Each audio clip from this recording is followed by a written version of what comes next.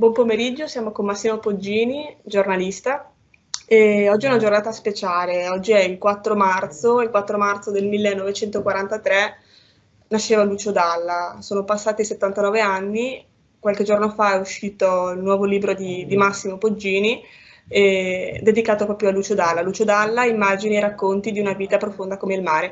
Buongiorno Massimo. Ciao.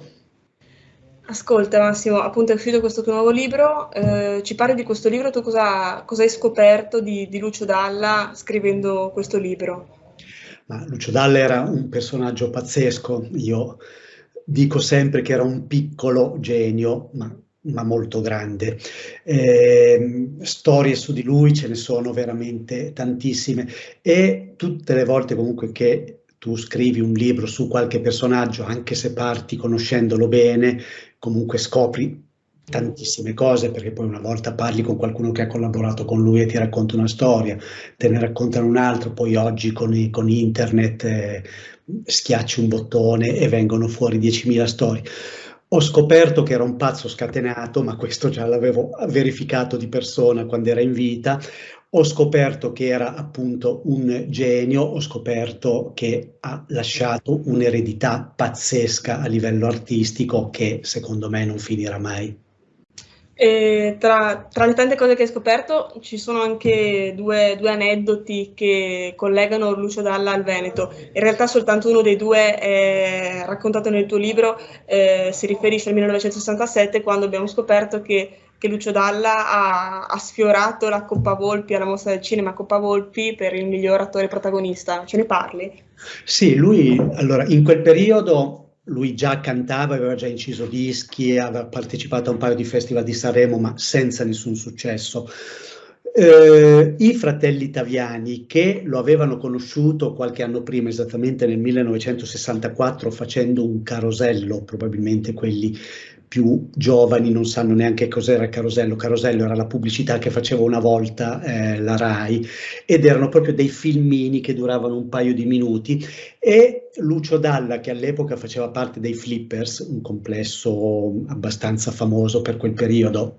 Ti cito soltanto una canzone che in realtà di Edoardo Vianello, ma ci suonavano loro, i Vatussi, ed facevano appunto, avevano fatto questa pubblicità con i registi fratelli Taviani per una camicia, e i fratelli rimasero particolarmente colpiti da questo personaggio strambo, piccolino, grassoccio, tutto peloso, che però aveva una carica pazzesca, e quando loro fecero il loro primo film come registi lo vollero come protagonista. Dovettero lottare con il produttore, che non lo volevano, disse: ma voi siete matti, questo qua non lo conosce nessuno, appunto è piccolo, è peloso, è brutto, perché dobbiamo prendere questo?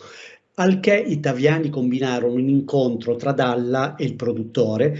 Bastò 10 minuti di chiacchiere, bastarono 10 minuti di chiacchiere perché anche lui si convincesse che era la persona giusta, e gli dettero questo ruolo, che era il ruolo il personaggio si chiamava Ermanno, era un neolaureato in filosofia, molto strambo, un personaggio ribelle, e lui recitò talmente bene che, come hai detto tu prima, andò lì per vincere la Coppa Volpi. Dopodiché alla fine invece l'assegnarono ad un attore serbo, non mi chiedere come si chiama perché non me lo ricordo neanche, con un film che io fino a che non ho scritto il libro non avevo neanche mai sentito nominare, che era Iutro, l'alba di un giorno, film dimenticabilissimo, infatti è stato dimenticato. Ecco, l'ultima cosa, in questo film I Sovversivi, Lucio Dalla diceva una battuta che è passata alla storia, che in realtà non era una battuta originale, ma era dello scrittore Paul Nizane, che era: odio i 20 anni e non permetterò a nessuno di dire che questa è la più bella età della vita. Senti, c'è un altro aneddoto, che questo invece non è raccontato nel tuo libro, e qui incontriamo Lucio Dalla nelle vesti, diciamo, di Lucio Dalla, ed è anche un episodio più recente perché è il 2004, 18 settembre 2004, Venezia sempre, questa volta il teatro La Fenice, dove Lucio Dalla appunto fa il cantante alla finale del Campiello. Sì, lui appunto fu invitato alla finale del Campiello quell'anno, tra l'altro presentata da Bruno Vespa, e ad un certo punto ovviamente gli chiesero di fare il suo mestiere, cioè di cantare, e per l'occasione cantò forse quella che è la sua canzone più celebre in assoluto, Caruso, duettando con Serena Autieri, l'attrice, presentatrice televisiva, la quale all'epoca era ancora all'inizio di carriera, così, e in interviste successive ha sempre raccontato che quando doveva iniziare a cantare le tremavano letteralmente le mani dalla paura, però tutto sommato fu un duetto più che accettabile, più che decente. E concluderei ricordando che il 2 giugno ci sarà un concerto evento all'Arena di Verona dedicato proprio alla musica di Lucio Dalla. E Massimo, ti ringrazio molto e in bocca al lupo per il tuo libro. Grazie mille, ciao. Ciao.